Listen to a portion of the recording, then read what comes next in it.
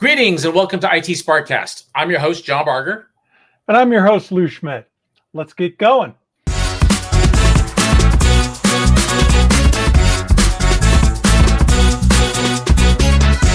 IT SPARCast Deep Dive is a venture into topics that we feel are important, with insights, opinions, and a little sarcasm from two experts, each with over 20 years experience working in IT or for IT vendors. Indeed. And today we're discussing AI in primary schools. John, can you bring us up to speed? Sure. So the school system that my kids go to has no official policy on AI other than saying that AI's usage in writing papers is considered plagiarism. This is very frustrating for the teachers. A good friend of mine is a high school history teacher, and he's no longer, he's feeling he's getting no support. And so because of that, he's no longer assigning his students to write papers. Any writing is done in class with pen and paper. And in my opinion, this is no good. Kids are only writing as part of their English class. They're missing out on a key aspect of their education that will impact them in their future work lives. So to see if this was common, I interviewed two different IT directors from two different school systems in two different states with fairly different demographics. District 1 is fairly rural, lower income, covering 7 towns in the state of Maine. And District 2 is more suburban, covering a single, more affluent town in New Hampshire. I promised to keep them anonymous in case they said something that their district wouldn't approve of. So in that case, how this is going to work is Lou is going to ask me the questions that I posed to them, and then I will tell you how they responded. Okay, so that's how we started out. This is the third of a series of 3 for this initial look at this topic. So let's talk about what we've got here. Session 1 was all about the current state of AI and some stuff, that feedback we got. Session 2, we looked at the human impact, how it was impacting the students, the instructors, the IT staff, and the parents, all that we could find out there. Today, we're going to wrap it up with how we move forward. Where do we go from here?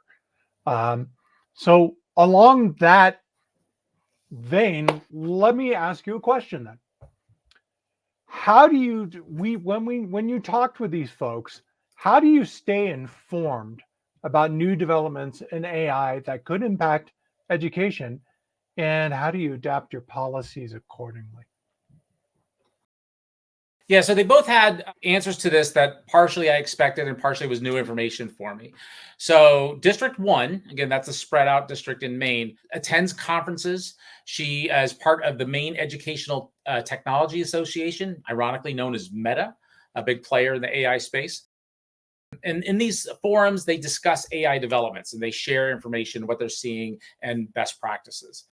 She's also part of a project with the University of Maine that creates a sandbox environment for AI experimentation. So they're actually learning about how AI works underneath the covers as opposed to just what it can do for you. So I thought that was great. That's a very expensive undertaking to have a full sandbox with open access for the IT directors to get in there and experiment with AI. District 2 said that he stays informed through online forums and by thinking like a student.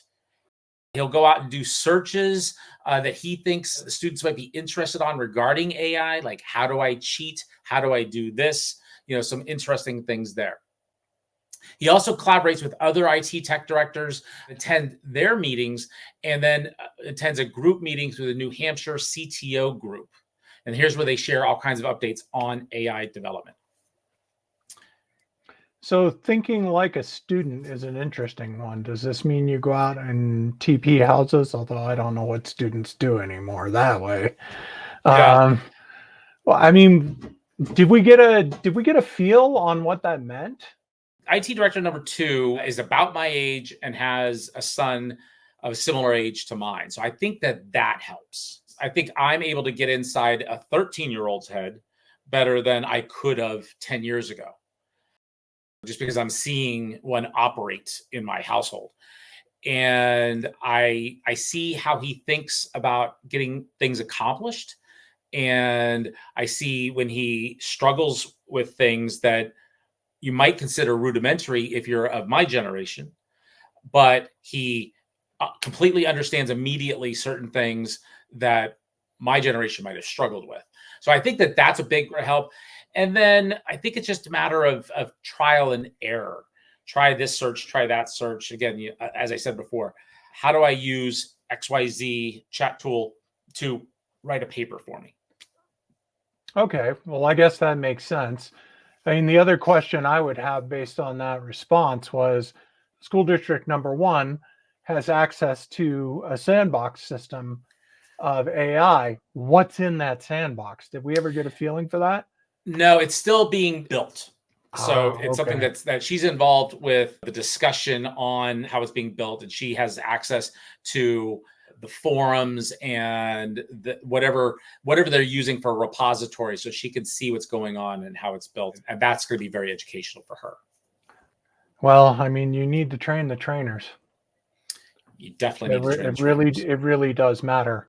And speaking of training people, in your discussion, what role did you see AI playing in the future of education, and how is their district preparing for that? Yes, District 1 responded that she sees AI becoming pervasive in everything we do. I think we all see that as that's coming. She's already seeing it introduced in tools like Parent Square. For those of you who aren't aware, Parent Square is a tool that allows for the connecting of teachers and parents. It allows for general updates, allows for direct messaging, and allows for sharing of pictures. My daughter's teacher, my daughter's a little younger, sends us pictures of the classroom all the time. We get updates. Some of them are directed at us specifically, some are just general, and some of them are smaller groups. Like if you're getting this message, then your student has missed an important homework assignment. You should go look at the next tool to make sure that you're on top of that. Okay, school district one said what? Well, so she said our challenge will be balancing the benefits of AI with ensuring that it's used responsibly. So basically, what that means is training the students on the proper use of AI, because it absolutely is something that will be part of their education and work experience going forward, even in an evolved state that we may not be able to imagine today. But just like when I was a student, don't copy off your friend's test. Don't take your older siblings' term paper from the same class, rewrite it in your handwriting and turn it in. Or the generations that came in between that might download term papers from a website. Don't do that. And here's the ways we're going to catch you. And here's what's going to happen if you do that, leading up to whatever that punishment might be. And that's what she's talking about doing with AI, which means that the school district needs to be up to speed on the newest in technology, the newest in capabilities within the AI tools, the newest in detection and forensics, to make sure that they're on top of that. So how about the second school district? Yeah, so he said that AI is already making a big impact, especially with the high school setting. And he expects to see it continue growing. They're focused on similarly on providing clear guidance and policies to ensure that AI is used effectively and ethically. And again, that just goes back to what we said before. The tool is here to stay. The floodgates are open. So sticking your head in the sand, unfortunately, as my kid's school district seems to be doing, is not the right policy. The right policy is to get right in there. This just popped into my head as I was thinking about this. I was talking to my son earlier about the satanic panic from the 70s and 80s. And trust me, I'll bring this back to where we are today as part of this. But I mentioned to him that this big rumor had gone through that if your kids were playing Dungeons and Dragons, or they were listening to this music or whatever it was, that they were somehow involved in devil worship or some other nefarious evil plot or evil group. And he just looked at me and it was like, because he plays Dungeons and Dragons and he plays video games and things like that. He just looked at me like, why? And the answer, I think, was that the parents weren't involved. The parents didn't know. And then they heard from an expert that that's what this meant. And so that caused a panic. So the good news about these two school districts are they're educating themselves. They're being the good parent in this case, in that they find out what it's really all about. They know how it's used, and they're trying to figure out how the kids are using it and are dealing with it at that level, which is, I think, the exact right thing to do. And that for those of you that manage IT for school districts, you should be thinking about it the same way. So in this case, we've talked a lot about some of this between ourselves, but where do you think the feedback loop should be? We have two fairly capable people, based on my read of this, very capable people, who are going to learn these things, and they're going to feed them back. Do they expect the feedback to go to the educators, and from the educators to the parents of the students? Do you think that's the model they're going to pursue? Yeah, and so we talked a little bit about this in part 2, and if you're on YouTube, you'll see a link appear above Lou's head right now. If you're on the podcast audio version, we'll put a link in the show notes to episode 2. The key to this is multi-directional communication, not just, hey, teachers, this is what you need to do, because you're operating in a little bit of a vacuum. You need a bi-directional communication between the teachers and IT coming in with tips and tricks and tools and advice, teachers coming back with, well, we're seeing this, I think this might be AI, I'm worried about this, should I do this? Students are asking about this, and then using all that information plus the information they're getting from those outside sources, like the Maine Educational Technical Association, the New Hampshire CTO group, the listservs that they belong to, and other methods of getting information. All of that has to be part of it. There's not one single source that's going to fix it. And it's going to be a challenge, because how many different things do they have to get done in a day? How many cyber attacks are they dealing with? How much time do these folks have to communicate? And we all know that the instructors are overdriven as well. 100%.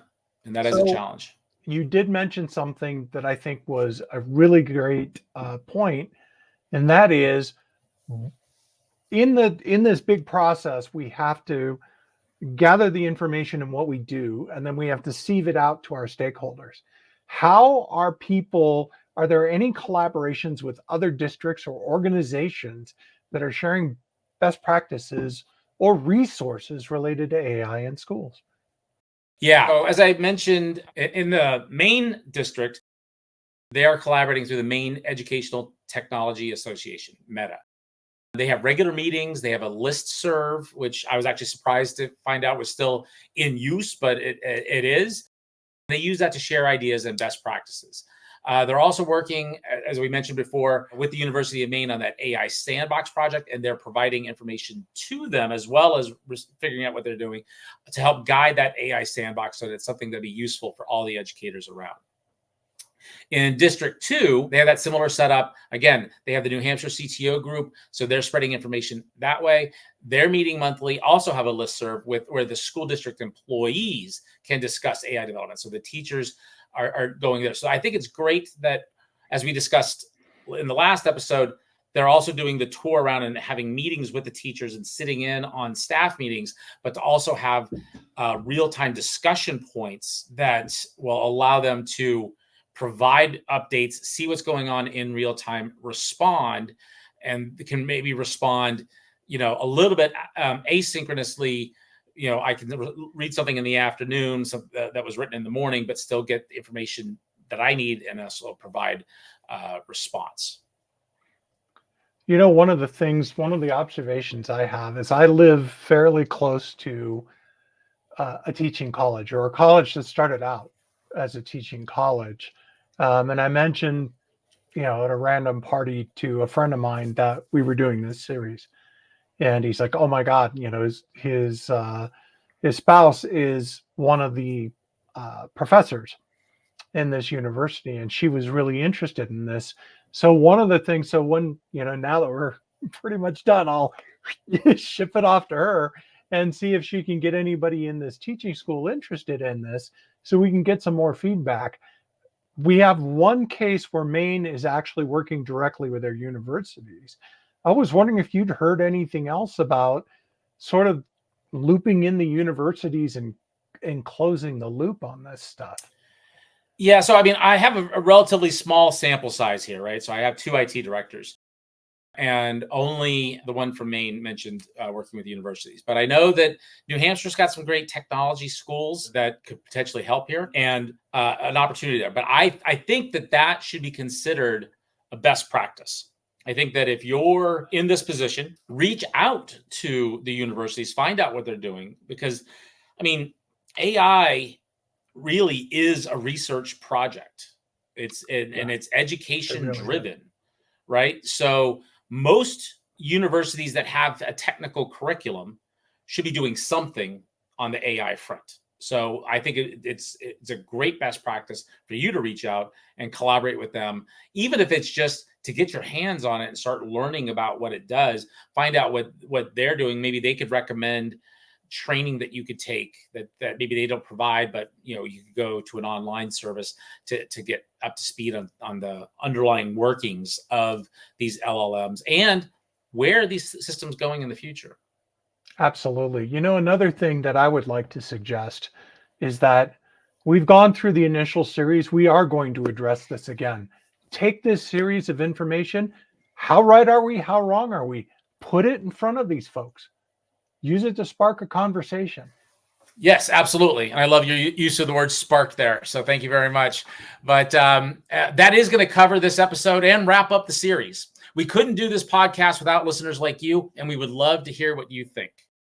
Do you have a topic you want us to cover? Do you have thoughts on AI's use in K-12 and primary schools?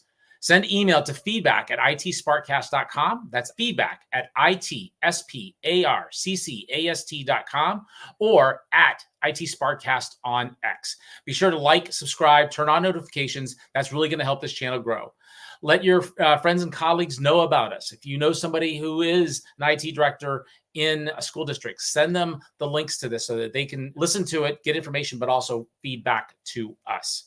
We'll be back on Friday with news and opinions from the world of enterprise IT. Join us next Wednesday as we start a new series on remote work and what IT needs to do to better support it. You know that we have opinions about that. Nah. Thanks for listening. See ya.